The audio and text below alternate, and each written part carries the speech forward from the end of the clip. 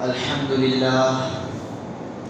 لله وكفى وسلام على عباده الذين اصطفى أما بعد فأعوذ بالله من الشيطان الرجيم بسم الله الرحمن الرحيم قال الله تبارك وتعالى في القرآن المجيد يا أيها الذين آمنوا توبوا إلى الله توبة نصوحا وقال تعالى في مقام آخر ألم يأن للذين آمنوا أن تخشع قلوبهم لذكر الله صدق الله العظيم اللهم صل على سيدنا محمد في أول وأوسط وآخر كلامنا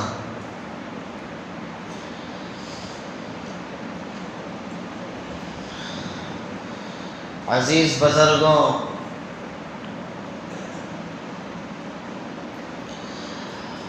اللہ تعالیٰ نے جو زندگی ہم کو دی ہوئی ہے، یہ زندگی اور یہ وقت اور بچپن کا ہونا، جوانی کا ہونا، پھر آخر میں بڑھاپے کی زندگی، یہ تینوں حالت کی زندگی، یہ تینوں عمروں کی جو زندگی ہم گزار رہے ہیں، کچھ لوگوں کی جوانی گزر چکی ہے، کچھ لوگوں کا بچپن گزر چکا ہے، اور کچھ لوگ بڑھاپے کی حالت میں ابھی زندگی گزار رہے ہیں۔ خلاصہ یہ ہے کہ آدمی عاقل و بالغ ہونے کے بعد سے لے کر آخری سانس تک یہ جو زندگی ہے، یہ زندگی انتہائی قیمتی زندگی ہے۔ اس کا ایک ایک لحظہ، ایک ایک سیکنڈ بہت قیمتی سیکنڈ گزر رہا ہے۔ اگر کوئی شخص اس کو قیمتی سمجھ کر کچھ کر لیا سو کر لیا، اور اگر کوئی ایسے ہی گزار دیا زندگی تو اس کی بھی گزر جائے گی۔ تو میرے بھائیوں، تو اب ہماری زندگی کے بارے میں کسی اور کو پوچھنے کی ضرورت نہیں ہے۔ ہمارا بچپن کیسا گزرا، ہماری جوانی کیسی گزری، ہمارا بوڑھاپا کیسے گزر رہا ہے، یہ کسی اور سے پوچھنے کی ضرورت نہیں ہے، بلکہ آدمی خود اپنا محاسبہ کر سکتا ہے، آدمی خود اپنا جائزہ لے سکتا ہے کہ ہم کتنے پانی میں ہیں، ہم آنے والی جو لامحدود زندگی ہے، آخرت کی زندگی ہے، اس کے لیے ہم نے کیا تیار کر رکھا ہے، اس کے لیے کیا تیار کر رکھا ہے، یہ خود آدمی ہر ایک اپنے گریبان میں جھانک کر دیکھ کر اور فیصلہ کر سکتا ہے کہ ہم نے کیا اٹھا کر رکھا ہے۔ ما عندکم ينفد وما عند اللہ باق، جو کچھ تمہارے پاس ابھی ہے وہ سارے کا سارا ختم ہونے والا ہے، اور جو تم نے اچھے اعمال کر کے، اعمال حسنہ کر کے اپنی زندگی کو سنوار لیا ہے، یہ اللہ تعالیٰ کے جو پاس ہے وہ باقی رہنے والا ہے۔ اب زندگی میں جو بھی تمہارے پاس ہے، مال ہے، دولت ہے، آل و اولاد ہے، گھر جائیداد، جو بھی آپ کے پاس ہے، کچھ بھی آپ کا نہیں ہے، اور یہ کوئی ساتھ دینے والا بھی نہیں ہے۔ اور جو اللہ تعالیٰ کے پاس آپ نے نامہ اعمال کر کے بھیج دیے ہیں آگے کے لیے، یہ صرف اور صرف باقی رہنے والا ہے، اور یہی ہمارا سرمایہ ہے۔ تو میرے بھائیوں، جو ہماری زندگی گزر رہی ہے، ایک ایک سانس کو قیمتی سمجھے۔ ایک ایک سانس لینے میں بھی اللہ تعالیٰ کی 2 نعمتیں ہیں۔ اگر سانس لینے کے بعد اندر رہ گئی، باہر نہیں آئی، تو بھی آدمی کی موت ہو جاتی ہے۔ اگر باہر آنے کے بعد اندر سانس نہیں لے رہا ہے، تو بھی آدمی کی موت ہو جاتی ہے۔ صرف سانس کی اگر چھوٹی سی مثال لے لیں تو اللہ تعالیٰ کی اس میں بھی 2 نعمتیں ہمارے ساتھ شامل حال ہیں۔ تو جہاں تک ہو سکے اپنی زندگی کی قدر کیجئے، افسوس کی کوئی بات نہیں ہے۔ قرآن میں اللہ تعالیٰ فرماتا ہے، یا ایھا الذین آمنوا لا تقنطوا من رحمت اللہ۔ اللہ کی رحمت سے مایوس نہیں ہونا چاہیے۔ جو بوڑھاپے میں ابھی چل رہے ہیں اور جن کی زندگی جوانی گزر گئی ہے، وہ ابھی مایوس ہونے کی ضرورت نہیں ہے کہ ہم نے پوری زندگی نماز نہیں پڑھی، ہم نے پوری زندگی گناہوں میں گزار دیا، ہم نے پوری زندگی سود کھانے میں گزار دیا، ہم نے بیاج لینے میں گزار دیا پوری زندگی۔ ہمارے زندگی، اگر ہم پیچھے کی زندگی کی طرف دیکھتے ہیں تو ہمارے زندگی میں اتنے بڑے بڑے گناہ ہمارے زندگی میں لدے ہوئے ہیں کہ اللہ تعالیٰ معاف کرے گا یا نہیں کرے گا، لیکن اتنے بڑے اللہ تعالیٰ ہمارے گناہ ہیں، معاف نہیں کرے گا۔ یہ جو مایوس ہوتا ہے، یہ مایوس نہیں ہونا چاہیے، مایوس کبھی بھی نہیں ہونا چاہیے، اس لیے کہ اللہ تعالیٰ بسم اللہ الرحمن الرحیم، اس کے تفسیر میں مفسرین حضرات لکھتے ہیں کہ کلمہ پڑھنے والا، ایک مرتبہ کلمہ پڑھ لیا ہے، اللہ کو ایک مانتا ہے، رسول اللہ کو اللہ کا رسول مانتا ہے، آسمان سے جو کتابیں نازل ہوئی ہیں اس پر ایمان لاتا ہے، قرآن پر ایمان لاتا ہے، اور وہ مسلمان ہو چکا ہے شریعت کی نظر میں، اور اس کے بعد وہ بیاج کھاتا ہے، اس کے بعد وہ سود کھاتا ہے، اس کے بعد وہ زنا کرتا ہے، اس کے بعد ماں باپ کو ستاتا ہے، یہ بڑے بڑے گناہ جو کر رہا ہے، یہ بات کی بات ہے، پہلے وہ مسلمان ہو چکا ہے۔ اگر اس کو ایک طرف رکھ دیا جائے، دوسری طرف اگر غیروں کو دیکھا جائے، پہلے وہ اللہ کو مانتے ہی نہیں ہیں، اللہ کا کھا کر، اللہ کا پی کر، اللہ کی سانس لے کر، اللہ کی دھرتی پر زندگی گزار کر اللہ کو نہیں مان رہے ہیں، لیکن پھر بھی اللہ تعالیٰ اتنا رحیم اور رحمان ہے کہ اللہ تعالیٰ ان کو بھی کھانا کھلا رہا ہے، ان کی زندگی بھی بسر کر رہا ہے۔ تو میرے بھائیو، مایوس ہونا بہت بری بات ہے، مایوس نہیں ہونا چاہیے مومن کو۔ آپ ہاتھ اٹھا کر اپنے جو پچھلی زندگی گزر گئی ہے اس کے اوپر توبہ کیجئے، توبہ کا دروازہ کھلا ہوا ہے، توبہ کا دروازہ کھلا ہوا ہے، توبہ کر لیجئے، صرف 2 رکعت نفل نماز پڑھ کر توبہ کر لیجئے، انشاءاللہ آپ کی توبہ اگر سچے دل کے ساتھ ہوئی ہے تو اللہ تعالیٰ توبہ کو قبول فرما لے گا۔ اگر ہم پچھلے اکابرین کی زندگی میں دیکھتے ہیں تو ہم آپ کو ایسے واقعات ملتے ہیں، ایسے مثالیں ملتے ہیں کہ اللہ تعالیٰ نے اتنے بڑے شبابی اور کبابی لوگوں کو معاف فرمایا ہے، اور اپنے وقت کا بڑا اللہ والا اللہ تعالیٰ نے ان کو بنا دیا ہے۔ اسی میں ایک نام آتا ہے حضرت مالک بن دینار رحمت اللہ علیہ، حضرت مالک بن دینار رحمت اللہ علیہ، یہ جو وقت کے بہت بڑے اللہ والے گزرے ہیں، یہ اللہ والے شروع سے نہیں تھے بلکہ آخر میں جا کر بنے ہیں اللہ والے۔ حضرت مالک بن دینار رحمت اللہ علیہ کی زندگی میں، ان کی تاریخ میں لکھا ہوا ہے کہ یہ مالک بن دینار یہ پہلے شبابی کبابی آدمی تھے، اور یہ نوکری کرتے تھے پولیس محکموں کے اندر، تھانوں کے اندر یہ نوکری کرتے تھے، پولیس محکموں کے اندر یہ نوکری کرتے تھے۔ اب آپ کو معلوم ہے کہ کتنے پولیس محکمے انصاف پر چل رہے ہیں، کتنے پولیس محکمے مسلمانوں اور غیروں کے درمیان انصاف کھڑا کر رہے ہیں۔ اگر کوئی کام کر رہا ہے پولیس کی نوکری میں، پولیس محکموں کے اندر، تو صاف لکھ کر دے سکتے ہیں کہ یہ جھوٹ کا عادی ہے، رشوت خور ہے، یہ لکھ کر دے 99% ایسے ہی ہوتے ہیں سارے لوگ۔ لیکن یہ مالک بن دینار رحمت اللہ علیہ کی زندگی ایسی گزری، یہ پولیس محکموں کے اندر کام کر رہے تھے اور راتوں میں شباب اور دوسرے بڑے بڑے گناہ جو آپ کے ذہنوں میں آ رہے ہیں یہ سارے کر رہے تھے۔ اور ان کی ایک باندی بھی تھی جو گھر میں نوکرانی، اس زمانے میں باندیاں ہوا کرتے تھے، باندی کو خرید لیتے تھے اور اس سے انتفاع اٹھانا، اس سے نفع، اس سے استمتاع لینا سب جائز تھا۔ حضرت مالک بن دینار رحمت اللہ علیہ کی جو باندی تھی، اس سے حضرت مالک بن دینار رحمت اللہ علیہ کو ایک بیٹی پیدا ہوئی۔ بیٹی اتنی خوبصورت تھی، اپنے ماں سے بھی زیادہ خوبصورت تھی بیٹی۔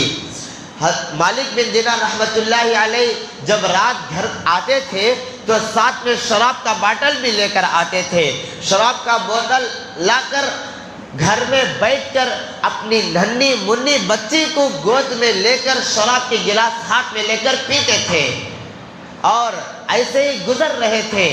چھوٹی سی بچی تھی، کبھی بہت ہنستی ہوئی، کبھی ان کی داڑھی سے کھیلتی ہوئی، وہ چھوٹی سی بچی تھی، بہت پیاری سی بچی تھی۔ حضرت مالک بن دینار رحمت اللہ علیہ شراب کے گلاس منہ کو لگا کر پیتے تھے تو وہ اس وقت بچی گرا دیتی تھی گلاس، لیکن اللہ کا کرنا ایسا ہوا کہ اس بچی کا 2 سال کے اندر انتقال ہو گیا۔ ابھی پیدا ہو کر 2 سال بھی مکمل نہیں ہوئے تھے، اس کا انتقال ہو گیا اور وہ مالک بن دینار اپنی زندگی میں مست تھے، شرابی میں، کبابی میں اور دیگر بڑے بڑے گناہ اپنی زندگی میں کرتے تھے۔ ایک مرتبہ وہ سوئے ہوئے تھے، سونے کے بعد ان کو خواب پڑا۔ خواب میں کیا نظر آیا؟ خواب میں ایسا ان کو خواب پڑا کہ وہ ایک دیہات کے اندر، ویران جنگل کے اندر جا رہے ہیں اور ان کے پیچھے سے اژدہا، بہت بڑا سانپ، اژدہا سانپ ان کے پیچھے لگا ہوا ہے، منہ کھولتا ہوا ان کے پیچھے لگا ہوا ہے اور وہ ایسا لگ رہا تھا کہ ان کو فوراً لقمہ بنا لے گا۔ وہ سانپ ان کے پیچھے سے جا رہا تھا، یعنی بھگا کر لے کر جا رہا تھا اور وہ سامنے سے بھاگ رہے تھے، یہ سانپ پیچھے سے بھاگ رہا تھا، ان کے قریب ہو رہا تھا راستے میں، اور وہ پناہ کی جگہ ڈھونڈ رہے تھے، کوئی بچا لے گا، کوئی تو بھی نظر آئے گا کہ مجھ کو بچا سکے۔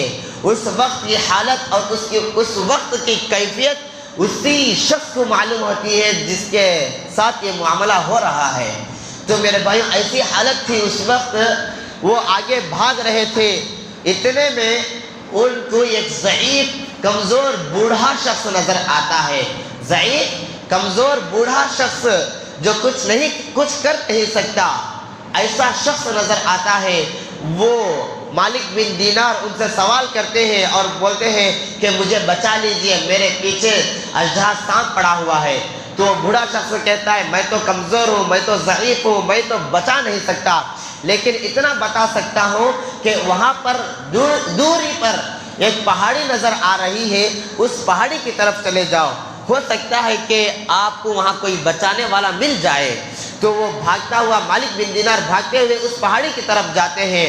وہاں جانے کے بعد دیکھتے ہیں کہ پہاڑی کے اس طرف جہنم ہے، پہاڑی کے اس طرف جہنم ہے، آگ کے انگارے ہیں، آگ کے گڑھے ہیں اس طرف۔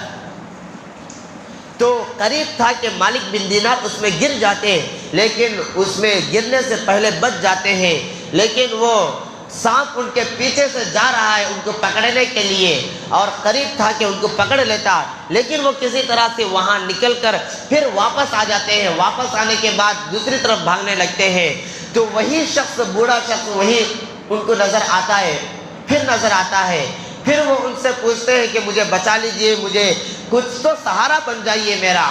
تو وہ کہتا ہے میں بوڑھا ہوں، میں ضعیف ہوں، میں کچھ کر نہیں سکتا، لیکن اتنا بتا سکتا ہوں کہ آپ اب اس طرف پہاڑی کی طرف جائیے، شاید کوئی مل جائے آپ کو بچانے والا۔ تو وہ اس طرف دوڑتے ہیں، اس طرف دوڑنے کے بعد پہاڑی کے اس طرف بہت سارے مکانات، بہت سارے گھر بنے ہوئے ہیں، اور وہاں پر جاتے ہیں وہاں پر ایک دربان جو نگرانی کرتا ہے، جو واچمین کی نگرانی، جو واچمین کا کام کرتا ہے، وہاں پر ایک دربان بیٹھا ہوا تھا۔ وہ کہتا ہے اس آدمی کو دیکھ کر، بچوں باہر نکلو، کوئی آیا ہوا ہے، بچوں باہر نکلو، کوئی آیا ہوا ہے، ہو سکتا ہے آپ کے جانے پہچانے کا آدمی معلوم ہو سکتا ہے، نکل آؤ۔ تو وہ آواز، دربان کی آواز سن کر لاکھوں کروڑوں کے بچے باہر، چھوٹے چھوٹے بچے باہر نکل آتے ہیں ان مکانوں اور گھروں سے، اور ان بچوں اور بچیوں میں سے یہ مالک بن دینار رحمت اللہ، ان کی بھی ایک بچی وہاں پر تھی۔ وہ فوراً دوڑتی ہوئی اپنے باپ کے گود میں آ کر بیٹھ جاتی ہے۔ گود میں آ کر بیٹھنے کے بعد وہ ان کے باپ مالک بن دینار پوچھتے ہیں کہ تو یہاں کہاں سے آئی ہے؟ تو وہ کہتے ہیں کہ میں جب انتقال ہو گئی ہوں تو یہاں پر لا کر رکھے ہیں فرشتے، تاکہ ہمارے رشتہ دار کوئی انتقال ہو جائے، ہمارے رشتہ دار کوئی انتقال ہو جائے تو ان کی سفارش کر کے میں جنت میں لے کر جا سکوں۔ تو مالک بن دینار رحمۃ اللہ علیہ پوچھتے ہیں کہ یہ اژدہا کا معاملہ کیا ہے؟ یہ اژدہا جو میرے پیچھے پڑا ہوا تھا، اس کا معاملہ کیا ہے؟ تو وہ بچی سارا قصہ بیان کرتی ہے۔ یہ اژدہا، یہ آپ کے گناہ ہیں، آپ کے گناہ ہیں، آپ کے گناہ اتنے زیادہ اور اتنے بڑے بڑے گناہ آپ نے کیے ہیں کہ وہ اژدہا کی شکل بن گئے ہیں۔ اتنے بڑے بڑے گناہ آپ نے کیے ہیں کہ وہ آپ کے سارے گناہ جا کر اژدہا بن گئے ہیں، اور اگر آپ کے گناہ کم ہوتے تو وہ اژدہا نہیں بنتے، معمول چھوٹا سانپ بن جاتے، جو صرف ڈستا ہے وہ سانپ بنتے، لیکن آپ کے گناہ حد سے پار ہو چکے ہیں، اس لیے وہ اژدہا کی شکل اختیار کر گئے ہیں۔ تو پھر مالک بن دینار پوچھتے ہیں کہ وہ بوڑھے آدمی کا کیا معاملہ ہے؟ تو بچی کہتی ہے، بوڑھا جو آدمی آپ کو راستے میں ملا تھا وہ آپ کے نامہ اعمال ہے، وہ آپ کے نامہ اعمال ہے، جو آپ نے جمعے میں ایک مرتبہ نماز پڑھا، آپ نے عیدین میں جو ایک مرتبہ نماز پڑھے، آپ نے اچھے اچھے کام کبھی کبھی کر لیے، وہ آپ کے نامہ اعمال ہے۔ آپ کے نامہ اعمال اتنے کمزور ہیں کہ وہ اژدہا کا مقابلہ نہیں کر سکے۔ آپ کے نامہ اعمال، آپ کے نیکیاں آپ کے گناہوں کا مقابلہ نہیں کر سکے۔ اگر آپ کی نیکیاں زیادہ ہوتی، اگر آپ کے نامہ اعمال میں نیکیوں کا اضافہ ہوتا، نیکیوں کا وزن زیادہ ہوتا، تو وہ نوجوان کی شکل میں نظر آتا، بوڑھے کی شکل میں نظر نہیں آتا، بلکہ ایک طاقتور اور نوجوان کی شکل میں نظر آتا اور آپ کو فوراً وہیں سے بچا لیتا۔ لیکن وہ کمزور، اتنے کم اعمال تھے اور اتنے کمزور اعمال تھے کہ وہ تو بچا نہیں سکے، لیکن رہبری کر چکے ہیں کہ آپ اس پہاڑی طرف جاؤ، اور رہبری کر کے مجھ تک لے کر آئے ہیں۔ تو بچی کہتی ہے، اب تو آپ شراب پینا چھوڑ دیجئے اور اللہ تعالیٰ سے سچی توبہ کر لیجئے۔ تو میرے بھائیوں، اسی وقت سے مالک بن دینار رحمت اللہ علیہ شراب پینا چھوڑ دیے، اور دیگر جو کام کر رہے تھے وہ سارے کاموں کو چھوڑ دیا۔ تو میرے بھائیوں، کوئی اگر گناہ ہو جائے تو کوئی ڈرنے کی بات نہیں ہے، انسان ہونے کے ناطے گناہ ہو جاتے ہیں۔ فرشتے گناہ نہیں کر سکتے، فرشتے، اللہ تعالیٰ نے انسانوں کے اندر گناہ کرنے کی صلاحیت رکھا ہے، فرشتوں کے اندر اصل گناہ کرنے کی صلاحیت ہی نہیں ہے، لیکن گناہ ہو جاتے ہیں۔ لیکن گناہ ہونے کے بعد اس پر آدمی ڈٹے رہنا، توبہ نہ کرنا، یہ جرم بالا جرم ہے، یہ سب سے بڑا گناہ ہے۔ گناہ کو گناہ سمجھ کر توبہ کر لینا یہ کوئی یہ نہیں ہے، بلکہ گناہ ہونے کے بعد اس کو بھول جانا، اس پر ڈٹے رہنا اور گناہ کو ہلکا سمجھنا، یہ بہت بڑا گناہ ہے۔ گناہ کو، کسی بھی گناہ کو ہلکا نہیں سمجھنا چاہیے، اور جتنے بھی اپنے زندگی، جو پچھلی زندگی ہے، جو زندگی گزری ہوئی ہے، اس میں جو بھی گناہ کیے ہیں، اللہ تعالیٰ سے معافی مانگ لیجئے، اللہ تعالیٰ سے معافی مانگ لیجئے، وقت ابھی ہے، توبہ کا دروازہ کھلا ہے۔ جب سے کہہ رہے توبہ کر لیجئے، توبہ کر لیجئے، توبہ کسے کہتے ہیں؟ سنیے، توبہ صرف نماز پڑھ کر ہاتھ اٹھا کر اللہ سے مانگنا یہ توبہ نہیں ہے، آپ کی توبہ نہیں ہے، اسے توبہ کہتے ہی نہیں ہیں۔ توبہ اس کو کہتے ہیں جس میں 3 چیزیں پائی جانا ضروری ہے۔ 3 چیزیں اگر پائی گئی تو اس کو سچی توبہ کہیں گے، پکی توبہ کہیں گے۔ ہاتھ اٹھا کر صرف دل میں ندامت ہو کر بول لیے کہ اللہ مجھے معاف کر دیجئے، میرے یہ گناہ ہو گئے، وہ گناہ ہو گئے، آپ کی توبہ نہیں ہوئی ہے۔ توبہ ہونے کے لیے 3 چیزیں ضروری ہے۔ پہلی چیز، آپ جس گناہ سے توبہ کر رہے ہیں وہ گناہ آپ چھوڑ دینا چاہیے۔ آپ جس گناہ سے توبہ کر رہے ہیں اس گناہ کو چھوڑ دینا چاہیے۔ آپ گناہ کرتے ہوئے توبہ کریں تو آپ کی توبہ قبول نہیں ہوگی۔ کوئی اپنے والدین کا نافرمان ہے، والدین اس سے ناراض ہیں، سب سے پہلے کیا کرے؟ والدین کے پیر پکڑے، والدین کے ساتھ اچھا سلوک کرے، والدین کو خوش کرے، پھر جا کر مسجد میں بیٹھ کر توبہ کرے تو توبہ قبول ہوگی۔ ادھر والدین ناراض ہی ہیں، ادھر والدین بچوں کی کرتوتوں اور کاموں کی وجہ سے ناراض ہیں، ان کو وہ ناراض رہتے ہوئے اگر کوئی یہ توبہ کرے کہ اللہ تعالیٰ مجھے والدین میرے ناراض ہیں، مجھے والدین کے سلسلے میں معاف کر دیجئے، کبھی بھی قیامت آ سکتی ہے لیکن آپ کی توبہ قبول نہیں ہوگی۔ سب سے پہلے آپ اپنے والدین کو راضی کیجئے، پھر آ کر توبہ کیجئے۔ اگر آپ شراب پیتے ہیں تو شراب کو چھوڑیے، اس کے بعد آ کر اگر سود کھاتے ہیں تو سب سے پہلے سود کو چھوڑیے، اس کے بعد توبہ کیجئے۔ اگر ٹی وی دیکھتے ہیں، ناجائز فلم وغیرہ دیکھتے ہیں، سب سے پہلے گناہوں کو چھوڑیے، پھر توبہ کیجئے، توبہ قبول ہوگی۔ پہلی بات توبہ میں یہ ہے کہ جس گناہ سے ہم توبہ کر رہے ہیں اس گناہ کو چھوڑ دینا چاہیے، اس گناہ کو چھوڑ دینا چاہیے۔ دوسری بات، یہ گناہ جو چھوڑے ہوئے ہیں یہ گناہ آئندہ نہ کرنے کا عزم مصمم کرنا چاہیے، یعنی پکا ارادہ کرنا چاہیے۔ ایسا نہیں کہ ٹال مٹول، اگر موقع ملے گا تو کر لوں گا، موقع نہیں ملے گا تو نہیں کروں گا، ایسی توبہ نہیں۔ جو گناہ چھوڑے ہوئے ہیں، پہلا یہ کہ گناہ ہی چھوڑ دے، دوسرا یہ کہ جو گناہ چھوڑے ہوئے ہیں اس پر آئندہ نہ کرنے کا عزم مصمم، پکا اور سچا ارادہ کرنا چاہیے۔ یہ 2 باتیں اگر پائی گئی تو توبہ ہوگی۔ اور تیسری بات یہ ہے کہ جو گناہ کیے ہوئے ہیں اس گناہ کا دل میں شرمندہ ہونا چاہیے، نادم ہونا چاہیے، افسوس ہونا چاہیے۔ جو گناہ ہم کر لیے، شراب پی لیے ہیں، زنا کر لیے، سود کھا لیے، ماں باپ کی نافرمانی کر لیے ہیں، چھوٹے بچوں پر زیادتی کر لیے ہیں، لیکن اس پر اپنے دل پر کچھ ندامت اور افسوس اور شرمندگی نہیں ہے تو آپ کی توبہ قبول نہیں ہوگی۔ تو توبہ کرنے کے لیے 3 باتیں ضروری ہے۔ جو گناہ کر رہے ہیں اس گناہ کو چھوڑ دینا چاہیے، دوسری بات وہ گناہ آئندہ نہ کرنے کا عزم مصمم کرنا چاہیے، تیسری بات دل میں ندامت اور شرمندگی ہو۔ اگر کسی کی دعا میں، اگر کسی کی توبہ میں یہ 3 باتیں اگر پائی جائے تو اس کی توبہ پکی مانی جائے گی، اس کی توبہ سچی مانی جائے گی اور اس کی توبہ عند اللہ کے حضور قبول ہو جائے گی۔ تو میرے بھائیوں، آج سارے حضرات توبہ کر لیجئے، جمعہ کا دن ہے، گناہ بڑے ہو چھوٹے ہو ڈرنے کی بات نہیں ہے، گناہ جتنے بھی ہو توبہ کر لیجئے۔ حضرت سفیان ثوری رحمۃ اللہ علیہ کا ایک واقعہ آتا ہے کہ حضرت سفیان ثوری رحمۃ اللہ علیہ بہت بڑے اللہ والے گزرے ہیں۔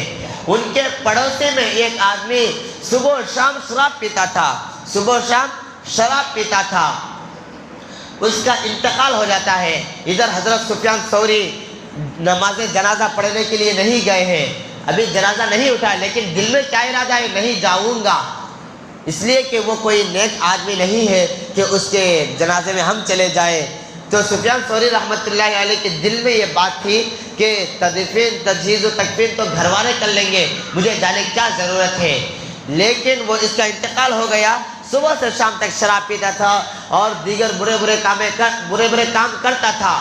لیکن وہ جب سو گئے، سفیان ثوری رحمۃ اللہ علیہ، ان کے خواب آتا ہے کہ آپ جا کر ان کی جنازہ نمازہ پڑھیے، ان کی نماز جنازہ پڑھیے۔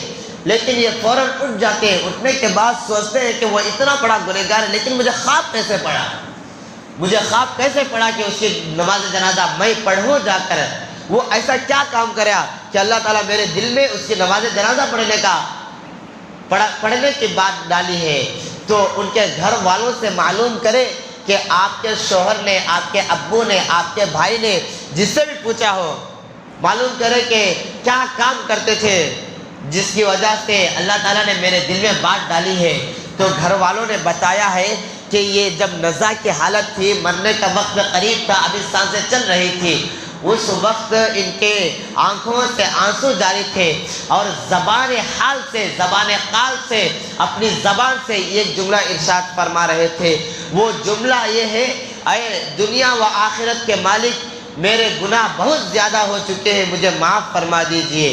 آپ تو دنیا کے بھی مالک ہیں، آخرت کے بھی مالک ہیں، نہ میرے پاس دنیا ہے نہ آخرت ہے، نہ میرے پاس دنیا ہے، نہ میں دنیا کما سکا اور نہ ہی میں آخرت کما سکا، لہٰذا مجھ پر رحم کا، کرم کا، عفو و عافیت کا معاملہ فرما دیجئے۔ تو اس جملے کے اوپر اللہ تعالیٰ نے ان کی مغفرت فرما دی ہے۔ تو میرے بھائیوں، ان دونوں واقعوں سے اور قرآن کی آیت سے علم یعنی للذین آمنوا ان تخشع قلوبہم، اللہ تعالیٰ فرماتے ہیں اے ایمان والو اور کب ڈرو گے؟ میری نشانیاں، میرے واقعات، میرے جو فیصلے دنیا میں اس طرح بدل رہے ہیں، اس طرح ہو رہے ہیں اور آپ خواب غفلت میں سوئے جا رہے ہیں، کب آنکھیں کھولو گے؟ کب مسجدوں کو آباد کرو گے؟ کب تک اپنے گھر بنانے میں لگے رہو گے؟ کب تک اپنے ظاہر کو سنوارنے میں لگے رہو گے؟ کب باطن کی طرف نظر اٹھا کر دیکھو گے؟ اللہ تعالیٰ صاف قرآن میں فرما رہے ہیں فَأَيْنَ تَذْهَبُونَ، کدھر جا رہے ہو؟ کدھر جا رہے ہو؟ اپنے نام کے ساتھ کیا لگا رکھے ہو؟ مسلمان کہہ رہے ہو لیکن مسلمانیت کی ایک علامت بھی پائی نہیں جا رہی ہے، کدھر جا رہے؟ اگر یہاں آ جاؤ گے تو کیا کرو گے؟ اذا جاء اجلهم لا يستأخرون، اگر یہاں آؤ گے، یہاں کے دیکھ لیں گے تو اس وقت آپ کو نانی یاد آ جائے گی۔ کب تک اپنے ظاہر کو سنوارنے میں، اپنے گھروں کو سنوارنے میں کب تک لگے رہو گے؟ کبھی اپنے باطن کی طرف دیکھو، جو اپنی لامحدود زندگی ہے اس کی طرف بھی تو دیکھو۔ یہ تو صرف سانس چل رہی ہے تو ہم جی رہے ہیں، سانس رک گئی تو ہم چلے جائیں گے، اور یہ سانس کا چلانا، سانس کا رکانا، یہ صرف اللہ تعالیٰ کے ہاتھ میں ہے۔ تو میرے بھائیوں، آپ اور تمام مسلمان اپنے سانس جو چل رہے ہیں اس کی قدر کر لیں اور اس کی قدر کرے اور حفاظت کرے اور ان سانسوں کو قیمتی بنائے اور اپنی زندگی کو بدلنے کی کوشش کرے۔ جب شروع وقت آتا ہے ایک آدمی بھی نہیں آتا۔